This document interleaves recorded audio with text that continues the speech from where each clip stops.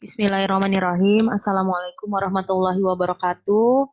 Alhamdulillahirabbil alamin. Segala puji bagi Allah yang telah melimpahkan kita kasih sayangnya, kesehatannya, imannya, sehingga kita masih bisa berkumpul untuk sama-sama membahas tentang tanah, waris, dan pembagian warisan itu sendiri bersama saya Rati Diasari, pejabat pembuat akte tanah. Alhamdulillahirrabbilalamin, salawat serta salam juga tak lupa kita curahkan kepada junjungan kita Rasulullah Muhammad Sallallahu Alaihi Wasallam yang alhamdulillah karena beliaulah Islam itu bisa masuk ke dalam sanubari kita, karena beliaulah Islam bisa diperjuangkan hingga hari ini, karena beliaulah kita masih bisa bersilaturahim, berkumpul, mempelajari ayat-ayat yang diturunkan oleh Allah kepada beliau, kepada Rasulullah. Setengah jam ke depan insya Allah kita akan membahas tentang tanah waris dan pembagiannya, di mana targetannya adalah ibu-ibu sekalian nanti bisa membedakan pembagian warisan dari sisi hukum Islam, dari sisi hukum keperdataan, dan dari sisi hukum adat. Karena memang yang berlaku di Indonesia itu bukan hanya hukum keperdataan saja, tapi juga karena dominan hukum Islam, maka kemudian karena dominan masyarakat Indonesia adalah orang-orang Islam, maka kemudian adanya kompilasi hukum Islam yang berlaku kepada orang-orang Islam, di mana keberlakuan ini juga mengatur tentang pembagian warisnya. Kemudian ada juga hukum adat di sini yang karena memang sebagian kecil warga masyarakat Indonesia itu ada yang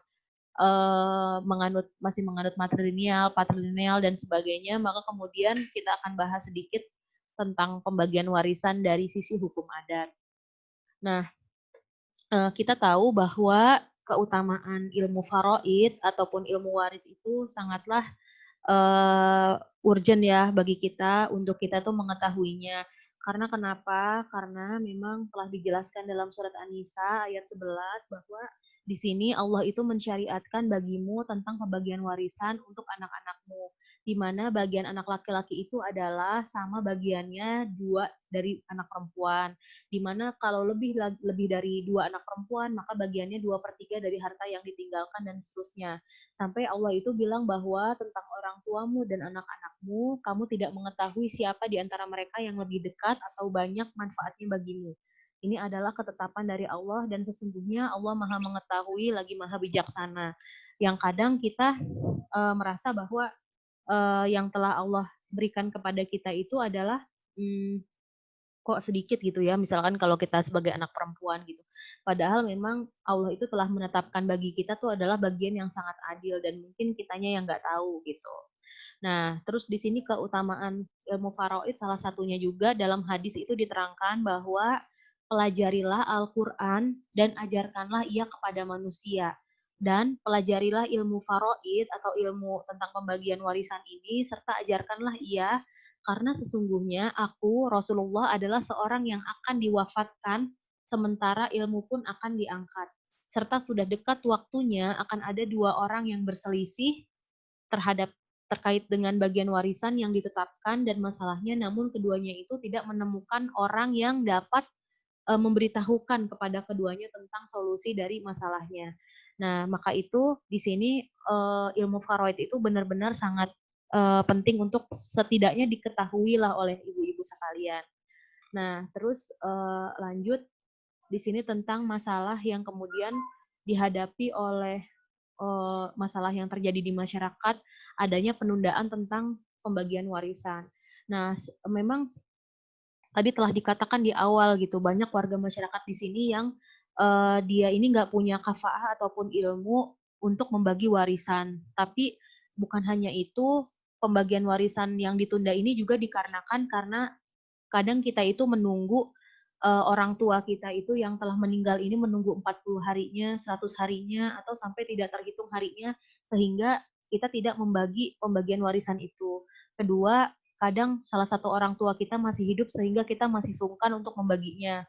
Ketiga, ada salah satu ahli waris yang menempati rumah warisan sehingga kita tidak bisa menjual aset itu dan membaginya. Keempat, menunggu harga jualnya tinggi. Nah, ini mungkin tidak terjadi ya, insya Allah ini tidak terjadi sama kita ibu-ibu yang lain ya, karena kan memang ini kan lebih kepada spekulasi harga ya. Nah, terus kelima, tidak butuh warisan karena semua sudah mapan. Nah, ini juga kita nggak boleh abai, karena di dalam warisan itu ada hak ahli waris yang lainnya, makanya warisan itu memang harus segera dibagikan.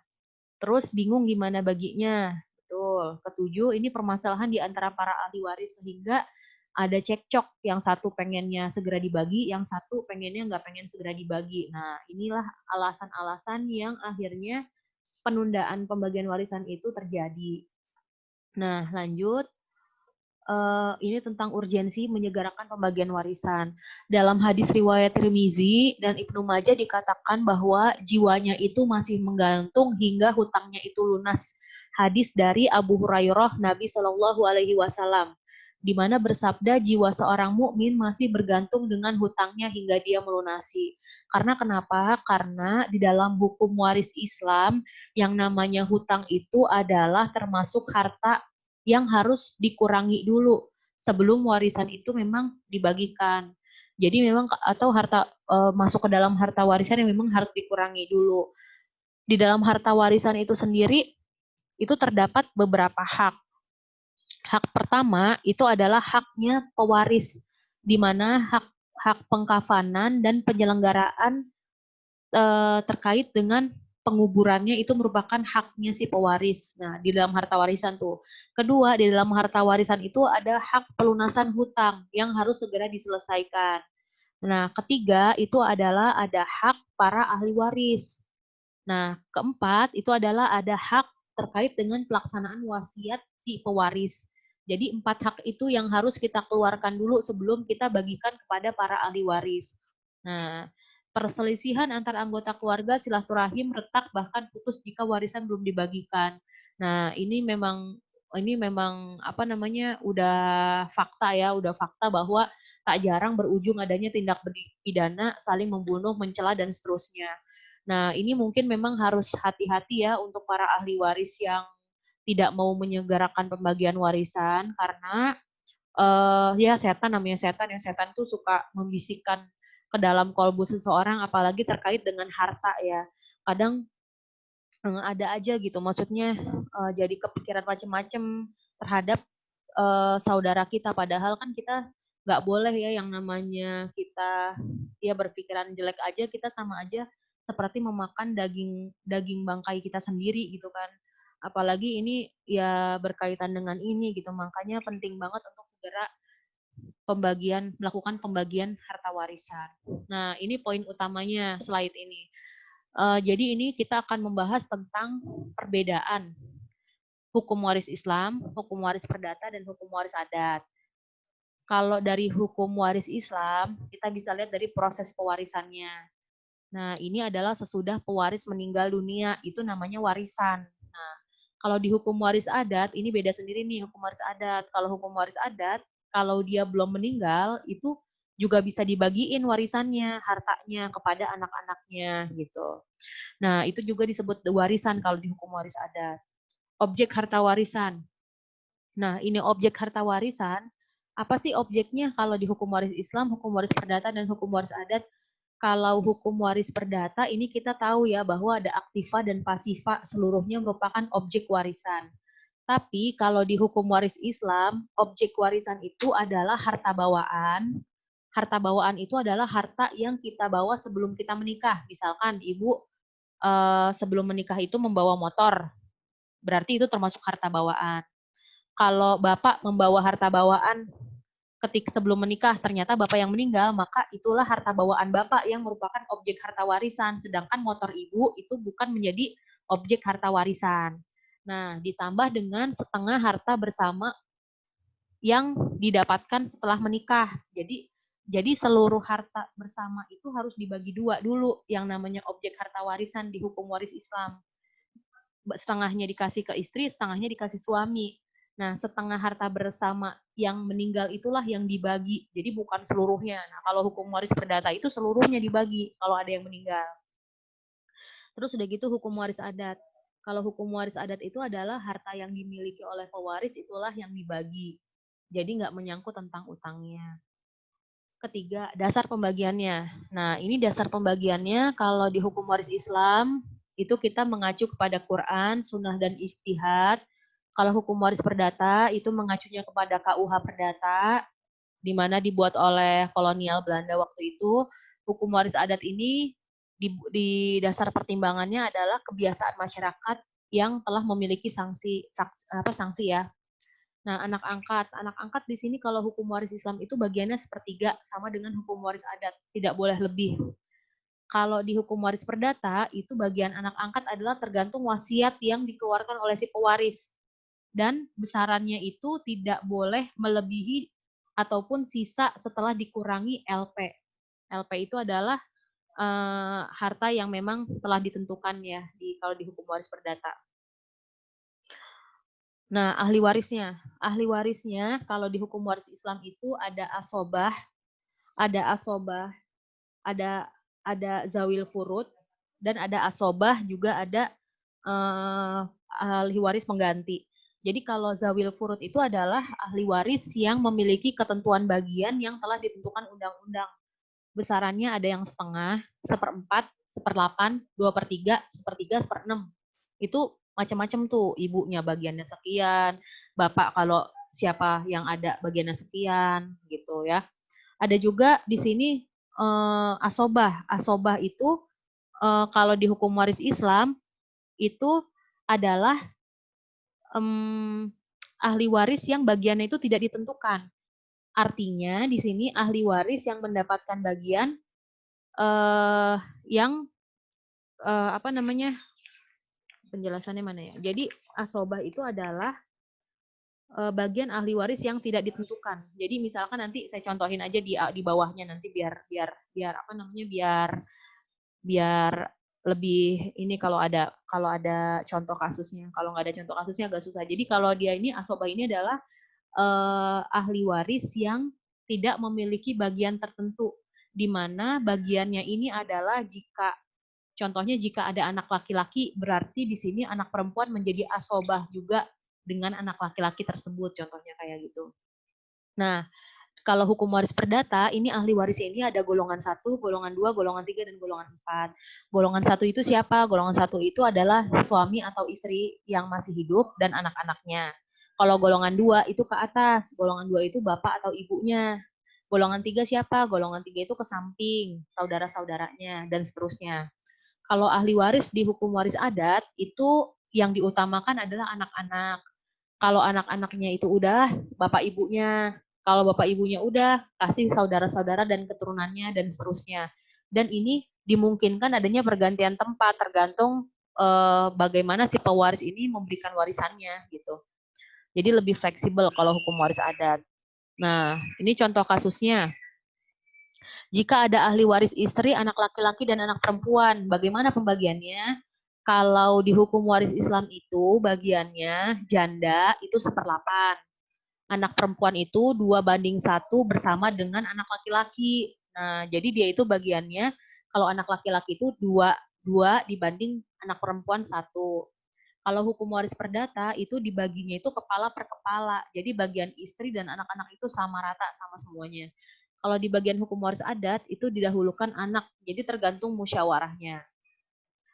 Pembagiannya, contohnya ketika adik dan adik yang meninggal nih, dia ini kekayaannya, ini harta bawaannya Adi itu motor, harta bawaannya Ani itu adalah perhiasan dan tabungan. Kekayaan bersama atau harta bersamanya adalah sawah, rumah, hutang, dan hibah. Nah, ahli warisnya di sini ada Eni, Ferry, Dewi yang meninggal, dan ibu dari Adi. Nah, gimana pembagiannya? Nah, kita bisa lihat di sini perbedaan pembagiannya. Kalau dalam hukum Islam, ahli warisnya itu adalah Ani. Ani itu istrinya Edi. Terus sama anak-anaknya tuh ada Eni, ada Ferry. Nah, karena Dewi ini meninggal, maka langsung turun ke cucunya yang jadi ahli warisnya. Nah, lanjut ibunya Adi. Karena ibunya Adi masih ada, berarti dia masih menjadi ahli waris. Berbeda dengan waris perdata. Waris perdata itu ahli warisnya itu hanya Eni, istrinya, Ani istrinya, Eni, Ferry, terus juga cucunya, anaknya Dewi, dan itu aja. Jadi ibunya Adi itu nggak dapat warisan. Sedangkan waris adat itu hanya anak-anaknya aja, Eni, Ferry, dan anak Dewi. Nah, beda ya jadinya ya. Nah, ini harta warisannya. Harta warisannya kalau dari hukum waris Islam itu dilihat dari harta bawaannya. Adi meninggal bawa motor, berarti itu menjadi harta bawaannya Adi, dihitung. Ditambah setengah dari ditotalin nih kekayaan bersamanya, itu ditotalin kekayaan bersamanya, harta bersamanya ditotalin, baru dibagi setengahnya, dikurangi hutang, dikurangi biaya pengurusan jenazah, dan dikurangi biaya rumah sakit gitu. Nah, kalau di waris perdata itu harta warisannya itu adalah harta asal, di mana harta asal di sini adalah harta bawaannya Adi dan harta persatuan bulat. HPB ini ada sawah dan lain-lainnya itu ditotalin semua, dikurangi hutang gitu. Jadi kalau dia nggak ada dibagi setengahnya ke istri, enggak. Nah, waris adat, kalau waris adat ini hanya harta yang didapatkan setelah menikah aja yang dibagi gitu. Nah, ini pembagian waris. Pembagian waris itu kalau di bagian waris Islam, karena ada ibunya merupakan zawil furud, dapatnya 1/6. Janda merupakan zawil furud, jadinya 1/8. Anak laki-laki dan anak perempuan merupakan asobah. Anak laki-laki ini dapatnya 2, anak perempuan 1.